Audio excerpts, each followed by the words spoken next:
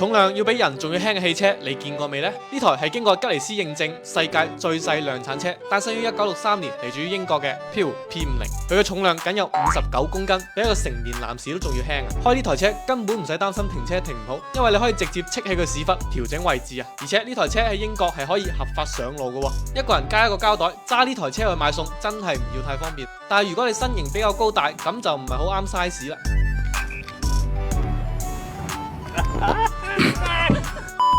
動力方面搭載嘅係一台單缸二衝程發動機，0.049升排量，可以輸出4.2匹馬力，最大扭距5牛米。至於0-8加速，唔好意思，呢台車最快只能夠跑到61公里每小時，再快啲驚你直接起飛啊！不過佢嘅油耗8公里僅需2.8升，油箱可容納8升汽油，滿油嘅狀態續航可以去到200幾公里，可以講係十分慳油啊！但係佢目前嘅售價要去到差唔多15000英鎊，亦即係14萬人民幣左右。咁細台車賣呢個價格，你又頂唔頂得順呢？